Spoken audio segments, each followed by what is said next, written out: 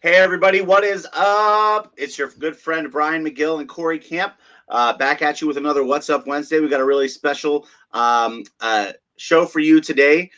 Cory, how you been? I've been good. I feel like my future's not as bright as yours because I don't have my sunglasses on right now. But it stormed here terribly last night here in our little area in Ohio, and it's beautiful today. The chicks are chirping. We just got chicks this weekend. The coop comes today. We're going to be building our chicken coop and turning our little 2 acres into a homestead or something. I don't know what we're doing, but feels kind of fun. So how about you? How have things been going with you? It's been going great. We've been quarantining. We've been going a little bit nuts, and I have delivered.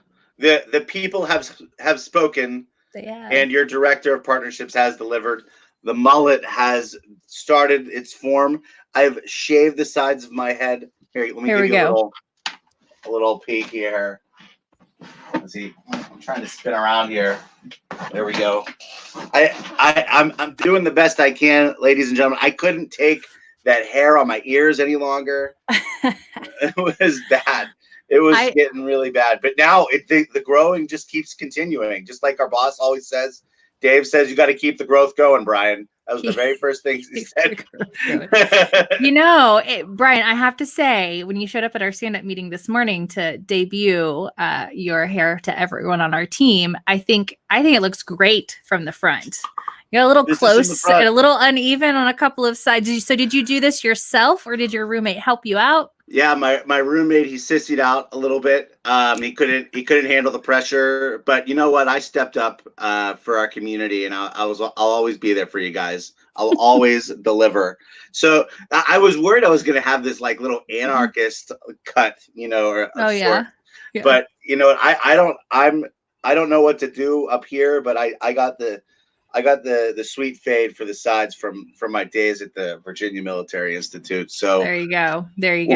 We'll keep it going. I think we got a few more weeks of this. So it looks great. I cut my hair on my own, and I'm still trying to. I think I got to figure out what to do with my bangs. But I did the whole, because my hair's longer. I pulled it up into a ponytail right here, and then cut about this much off of my hair. So you really can't tell, but yeah, I got a little bit. It's kind of shaggier than it was before, longer layers. So I joined you on the home haircut journey here. So we got another partner. One of our colleagues, Ryan, is looking pretty fluffy, pretty scruffy. So we were asking him this morning if he's going to be next. So how about this? If you're doing home haircuts at home, ladies and gentlemen, post them in the comments below. Yeah, okay? Show us what you got. Because you know what? It's quarantine season, and it does not matter. It absolutely doesn't. It's going to be awesome. So, Cory, we got a few things cooking over in the Learning Center. Tell us a little bit about that. Okay, so I'm super excited about this because I've definitely been working on it for about a month now. Our courses take us about a month and a half, sometimes 2 months, depending on how busy we are with other things, to premiere. And so we now have the PLCs and video, Professional Learning Communities and Video course is now live as of this morning. So if this is a course that you went, if we've got some other courses that say 0 lessons, that means you can kind of pre-register for those. It's completely free for these courses on our Learning Center. And then we email you once they are live. And so I'm sending out emails this morning to the handful of individuals who pre-registered for this course. It's one of our best courses yet. I really feel pretty confident in that. It gives some background. So if you're brand new to PLCs, it kind of covers everything from those initial bases all the way to you've been doing PLCs for a while, you're looking for a way to shake it up, or how do I take it virtual now that we're all quarantined?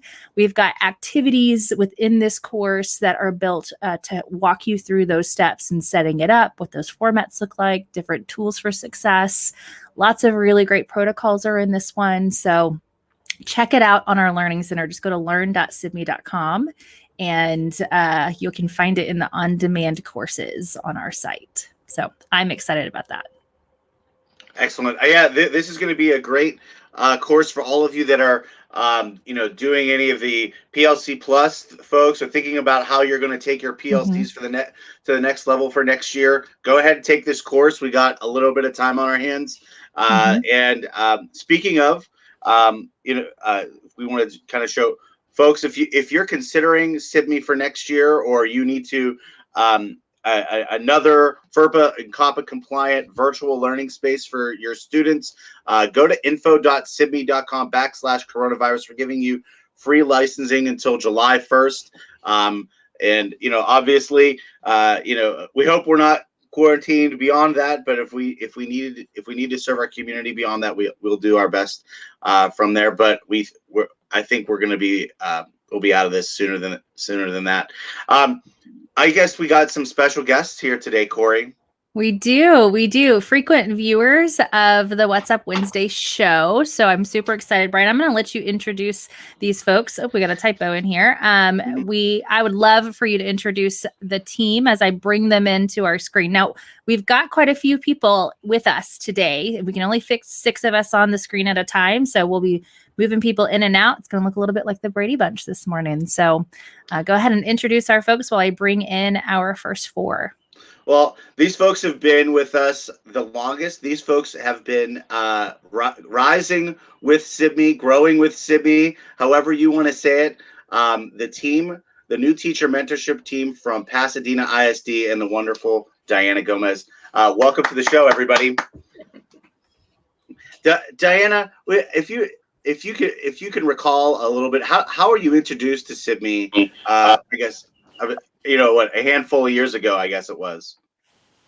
Well, good morning, Cory. Good morning, Brian. We're really excited to be with you this morning. And just for clarification, we are Pasadena, Texas. Sometimes people confuse us with Pasadena, California, but we are a suburb on the southeast side of Houston. And a couple of years ago, we were the 16th largest school district in Texas. I think we still are. And I say that just to give you an idea of the scale of the attempt that we have made to implement SIBME in our very large school district. With me today are 5 of our lead master mentors who are just key to the program. We do not make any kind of a move without their feedback or input. So we're real excited to be with you this morning. And it's really interesting because sitting in this very spot about 7 years ago, I was doing research. We had heard that video recording was happening in classrooms across the United States. And, we're a very forward-thinking program, so we wanted to be a part of that. Plus, we thought there were a lot of advantages to that. And through our partnership with the New Teacher Center and the work of Jim Knight, we were really intrigued by this idea of using video recording for coaching and mentoring. So we had done some research, and everything was out of state, too far from us, very expensive. It just didn't seem that it was going to be a possibility. And as I started to say, I was sitting in this very spot where I start out every morning drinking my coffee like you guys do and reading the newspaper. And I was reading an article in the business section where they were highlighting 3 very innovative companies that were moving forward with technology. And there was mention of a company named SIBME. So that day, I did not leave the newspaper for my husband to read. I took it to work and I shared it with our director. And immediately we researched, we found contact information. And 7 years ago, we connected with Dave Wakefield, and the rest is history. We've been working with SIBME for 7 years now. And mentoring in our district today looks very different from what it did 7 years ago, 10 years ago. And, as the program has grown and evolved, and we've experienced a lot of budget cuts, SIBME has been a tool that has served us really well. It's very effective on many levels. I can give you some, program perspective, but the ladies that are here today can give you some real specific details about what that looked like when we started the implementation early on, way at the beginning, and then where we are now. And we actually have Dr. Aislinn Clinch. She was one of the very first early users at the implementation. We were doing a pilot with our alternative certification interns, and she early on was one of the very, very first mentors and users of the platform. So, if there's anything else that you would like for me to share about, from the program perspective, I'll be able to do that. But I can punt now to Iceland, and she can share some of those early memories of how we launched the pilot. Yeah, when we first started off, I was part of the pilot, and there were some glitches. I remember the first year it took 2 or 3 hours to upload about a 10 or 15 minute video. It was a transition. But for me now, I've seen it. I had one mentee the first year and then 2 the next year. And one of them was really struggling with a couple parts of his practice. And when he saw it on video, it was so much easier for me to have those important discussions with him, how he could become so much better with his teaching practice. And as far as how I've watched it grow and transition, it's really it's really helped us so much as we even transition to distance learning now. And even as we've transitioned to new expectations from the state, it's really helped us. And it's been such a great tool also rigorously helping those new teachers as they come on board. I would like to share something here. Hi. Like Iceland, I've been in the program a long time under the great mentorship of Diana. And one of the unique things that I noticed about Sydney when we first started is, Pasadena is a fantastic district when it comes to seeing something that could be used and then taking it and working with it. And as we got started, Iceland was right. There were some glitches, but I was not I was the first one to get trained and understanding it just like Iceland, but I didn't get to use it right away because I did not have ATCP and there were limited number of licenses. But because of the work you did with our district, you opened up that door to more people getting involved. And the part I like the most is this: where we are now is we have actual mentors who have the job of working with new teachers for the specific purpose of working with SIBME. And the new teachers, I like this part the best when Diana was talking about how it started and our culture. A lot of new teachers this was a new culture. Jim Knight was coming down with the book to videotape and how you can be reflective. And we started looking at how it was affecting the new teachers and the mentors. And I like the way Diana says, we have to take baby steps. You have to make baby steps so people can get comfortable with it. But as more and more people got involved, especially now where we have mentors with new teachers working specifically using SIBME, the culture has exploded. Because when I walk in the door with my new teacher this year, she's the one that runs to me with her phone saying, please take a snippet of me doing this. Oh, I'm working on this. This is one of my responsibilities, requirements to get a snippet of me doing this. And I'll just do drive-by mentoring sometimes just to see how she's doing. And she's there ready, willing, and able to immediately to load it up. We have conversations. And then, of course, we'll talk more about that. But just the culture has just blown up since SIBME has become a part of our mentoring world. It's been amazing. I love it. That's exciting. And I think that's an important thing to note. What you all three have kind of talked a little bit about is this takes some time for it to really set itself in the ground, to create some stability. You get some people comfortable with it. It's more than just, here's why we're going to use it and let's start using it. It really is kind of a living, breathing process that you've got to kind of dedicate to. And I'd love for someone to share with me how long throughout this process, especially if you've been there from the start 7 years ago, did it take for that to finally kind of set and hold on, and you really started to see it kind of start to snowball into that? Oh, go ahead, Diana. Okay, so early on, we identified 3 areas that people had a lot of questions around. And the first one was, do we even have in the system the capacity? Do we have the devices, the recording devices?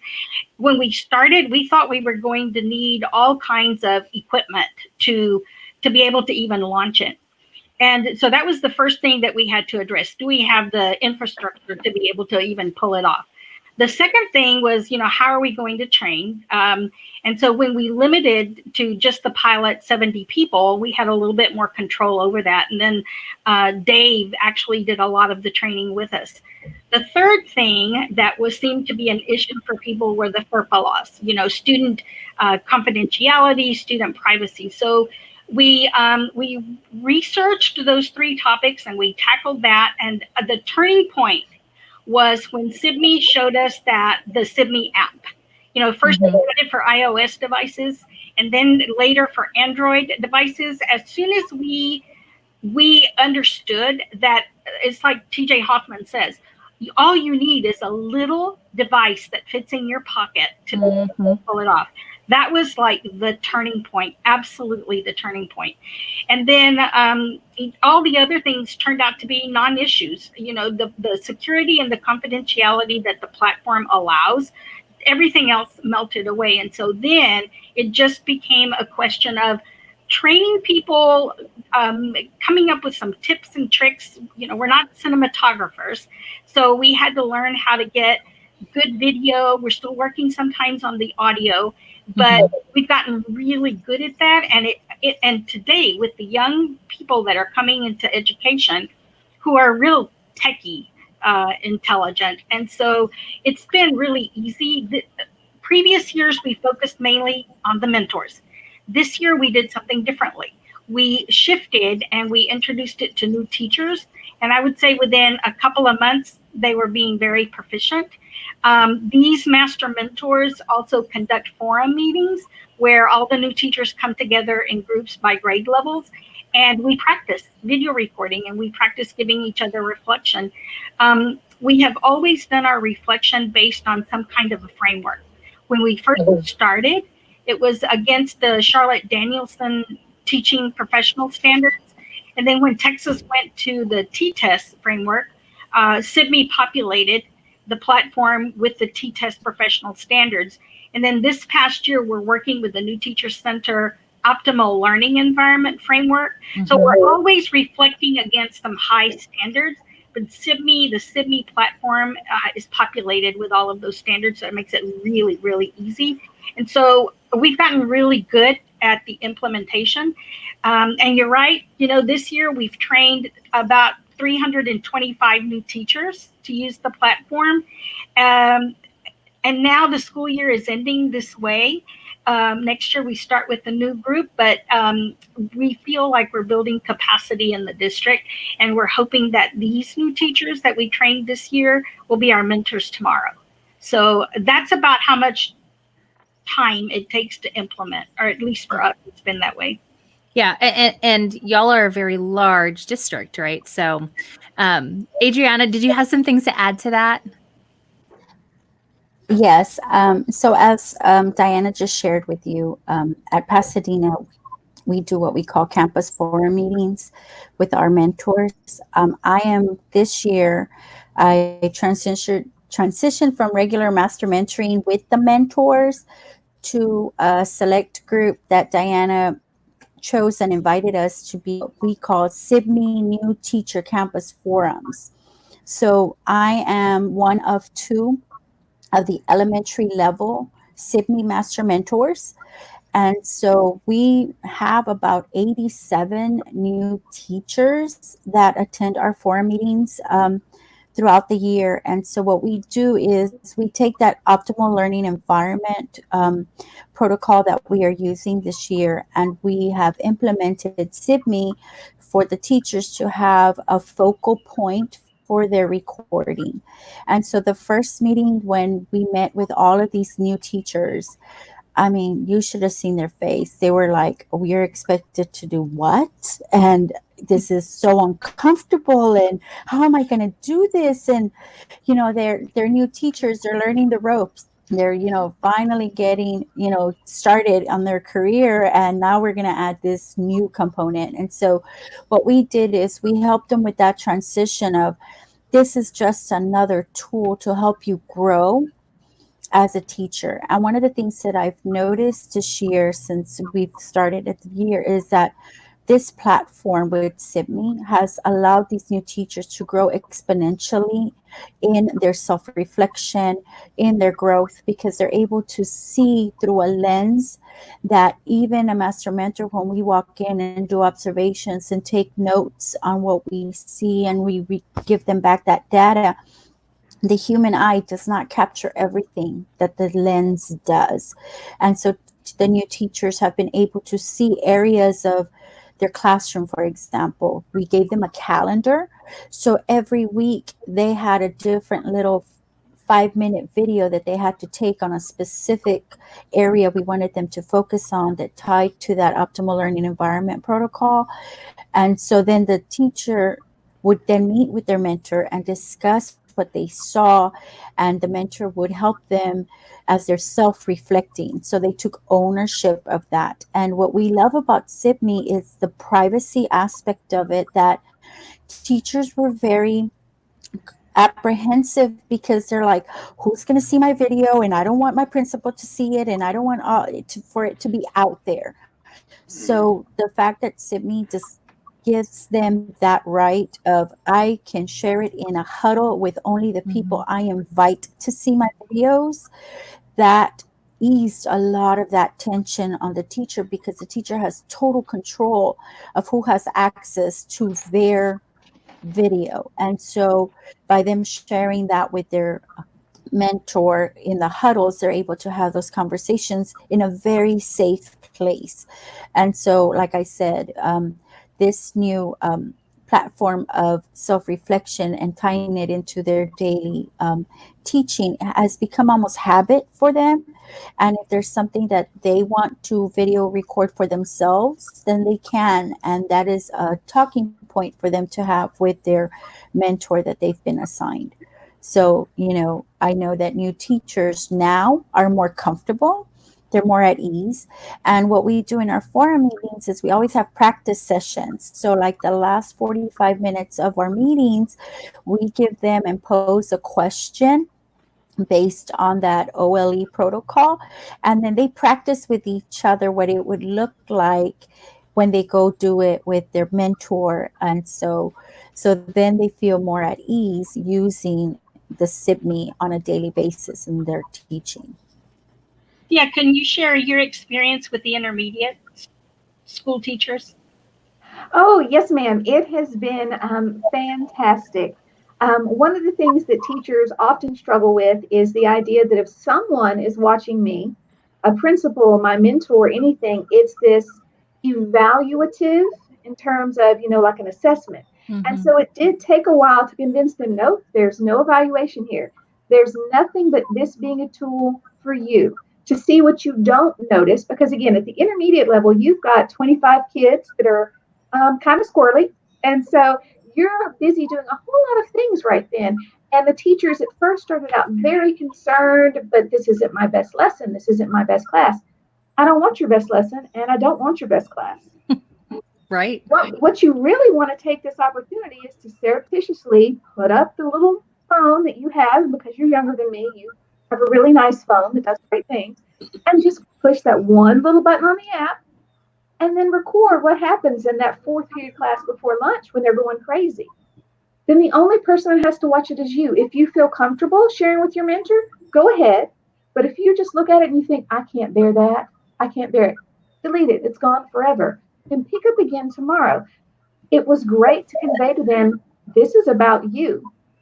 You get to record exactly what you want, what would be beneficial for you. And it's not going to be the same thing that's beneficial for the person that's sitting next to you right now. And so it did take a while to convince them of that. Like Mrs. Farzi said, this is not about a perfect everything. It's not. Please look for the things that aren't going the way you want, and then just look at them. And giving them that freedom was fabulous, because if you're having an in-person observation, most of us are pressed for time. There's that 1 hour, and this is it. That camera on your phone is available all day long. Just click the button.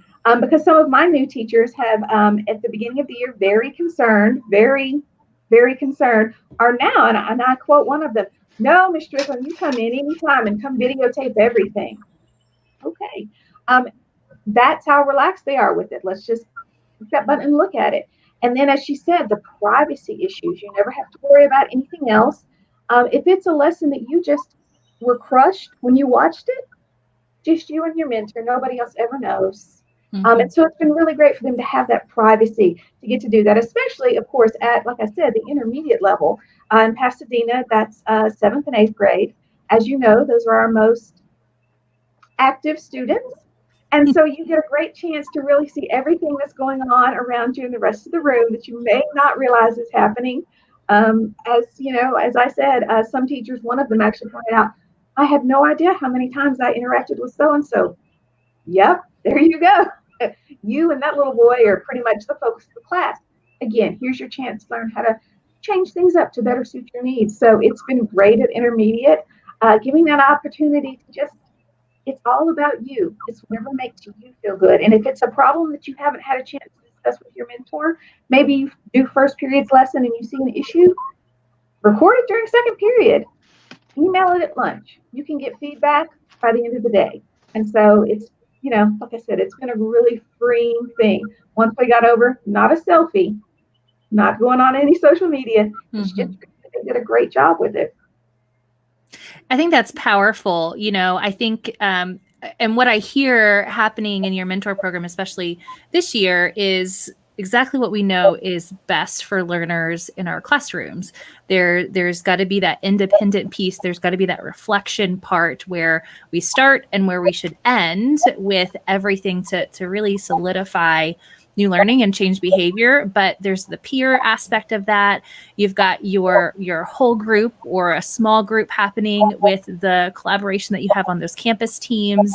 I love seeing that kind of ebb and flow and flux. There's multiple opportunities for your new teachers to not just get comfortable. Sounds like they get that pretty fast, especially with those rehearsals at the end of those team meetings, but also for them to just learn and reflect. And this is a skill that they're going to carry beyond your mentor program.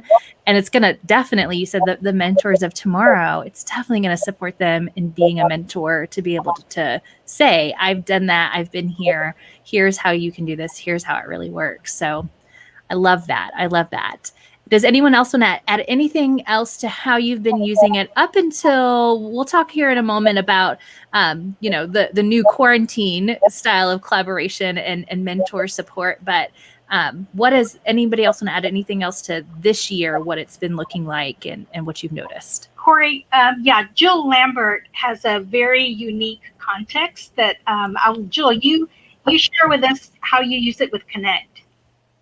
Okay, so with Connect, personalized learning that we do in PISD is all about self-direction, learner agency, and that productive struggle. So using the SIMI tools and the OLE together adds purpose for what the teachers are reflecting on when it pertains to those indicators that are used in those OLE. Do you see, you know, let's pick self-direction, or do we see self-direction in your classroom right now? Then the next week, okay, learner agency. Do you see learner agency in the videos? And questioning.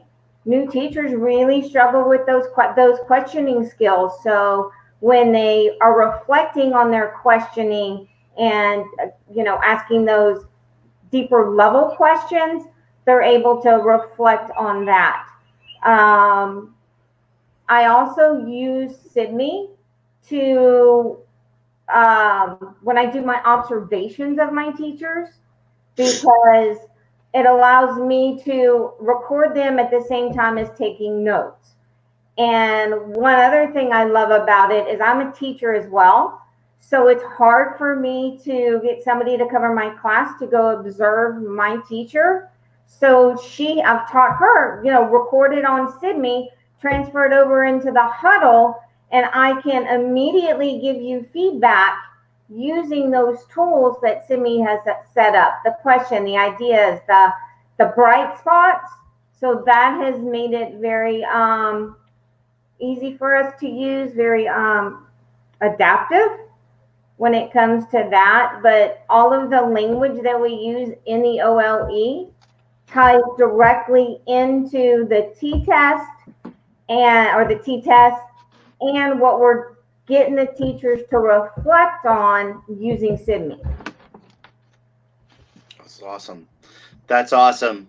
So a lot has been changing in our around the world, and certainly in Pasadena ISD during quarantine season. That's what I call it. We've been hit with COVID-19. Tell us a little bit about how this has helped your program manage change, and how this is helping you better serve new teachers. Go ahead. Anybody can go. Go ahead. So I have a new teacher, and she's very techie, thankfully. But for us, it was a really easy transition, because at first she has a screen. She's working with the students in Google Meet. She's got her video, actually her cell phone up here, recording her doing classroom instruction with her students. So it was a pretty easy transition, I thought. We've also discussed how we could just videotape her screen and upload it to SIDME, because you could do Screencast-O-Matic, easily make a video and then also upload it. Awesome. It was a pretty easy transition. Anybody else? Oh, I Go ahead. Go ahead, Jill. So doing this distance learning, SIDME has made it easier as far as like Adriana or like the previous girl said, that we are able to record using Google Meet or Google or Zoom, record our lesson for the students, our workshop for the students, load it into the huddle so my mentee can visualize it as well. And then she reflects on it, creates her own video, shares it with me in huddle, and I can give her feedback. And we still get that observation piece in there using that SIDME.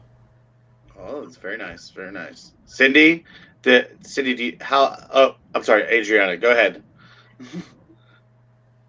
Adriana? So yes, sorry, I had it on mute. So one of the things that we're doing with the new teachers, and Diana can share a little bit more about that. Any decisions that we usually make that affect our program, we have our master mentor meetings with Diana, and she will post a question, and we will troubleshoot on our end, and we will look at the pros and the cons, and how can we move forward with this, and what adjustments need to be made. And so we all collaborate, and then we come up with a solution or a plan to put in place. And so when we do that, one of the things that we discussed about this SIDME, because we still have requirements in our mentoring program that need to be completed, and so how do we adjust to this new change? And so one of the things that the new teachers had to do on that calendar I mentioned earlier was, one of the first videos they had to do was take a snapshot of their classroom and videotape their classroom environment, and then reflect on, how effective is this classroom setup going to be for your instruction, and to, have that optimal learning environment, that OLE, so that students can be productive and they will be able to function in that environment. So now they have a virtual environment. So now it looks totally different. So one of the things that we have asked our new teachers now is to reflect on, how has your classroom environment changed? And so now going back to that original video and looking at what it was when they were in a physical space to now being in a virtual space. And so we have altered that calendar so that the reflection pieces are now going to be more focused on, reflect on your virtual learning. How are you connecting with students now? Before you used to connect face to face, and now you have to do it virtually. So how does that look, and how does that function, and how do you still meet those academic needs of the students? And not just academic, but also their emotional, because all of this transition is hard for elementary. I mean, these are little people, and so how do we transition those kids that looked forward to seeing you every day, and And so now it's like providing this virtual space and then using SIBME to go ahead and record those moments now. And so we're using Zoom and we're using the Google Classroom as our platforms for teaching right now. And so using those recording features in those programs and then uploading to SIBME so that they can self-reflect.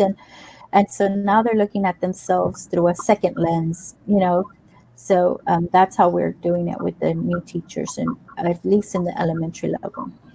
I love that. And I'll just add why that's so brilliant is, you know, it is different. It's very different to, and I was just talking with one of our colleagues who is doing a little bit more remote learning for the first time. Used to totally fine presenting in front of individuals, but it's a whole different ballgame when you don't have a live audience, right? When you don't have that ability to really respond to your students and do responsive teaching is a little bit more limited, especially if I'm pre-recording a video to put into my Google Classroom.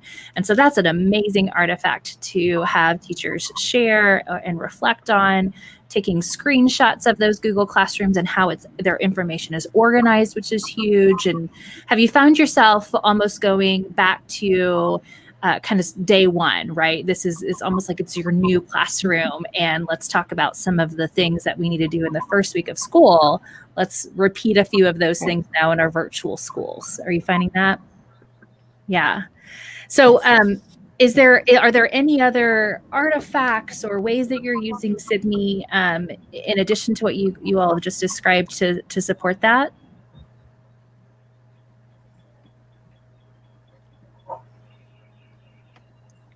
Go ahead, Diana. Yes. All right. So from a program perspective, I mean, all of us, we've been brought to a complete standstill in many ways. And on many levels, you know, it's very tragic what's happening, but on another level, it's also historic. It's historic for education. And we are really depending on the people in the trenches, you know, people like these ladies, these mentors, these teachers. They're the ones that are figuring it out as they go from day to day. And some people are very skilled in using all different kinds of technology tools, and some teachers are not. So on one level, we're trying to deal with that.